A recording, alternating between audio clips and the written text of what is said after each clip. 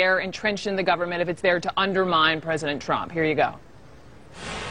Does the White House believe there's such a thing as the deep state that's actively working to undermine the president?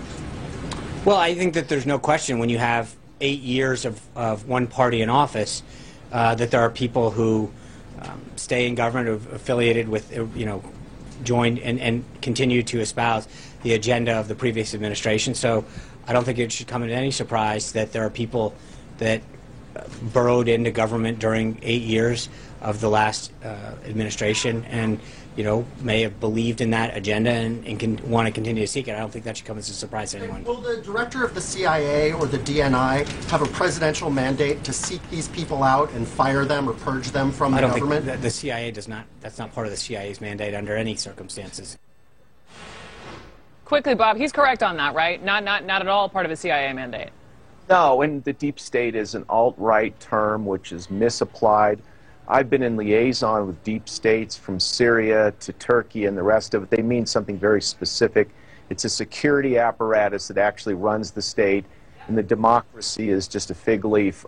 So they don't know what they're talking about. And it's not the deep state. It's people in the government who are unhappy about this regime and are leaking. It happens a lot. It's particularly bad now.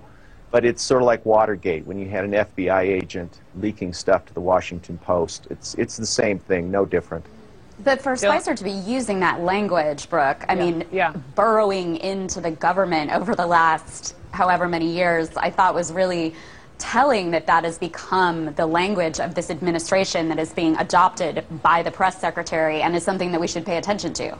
There was a whole article this morning in the Washington Post about the political lexicon that President Trump is using, and I think you could file this as an example under that.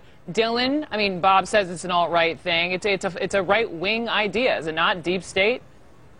Yeah, well, it's a right-wing idea. Interestingly enough, it used to be actually a sort of left-wing idea or a left-wing suspicion.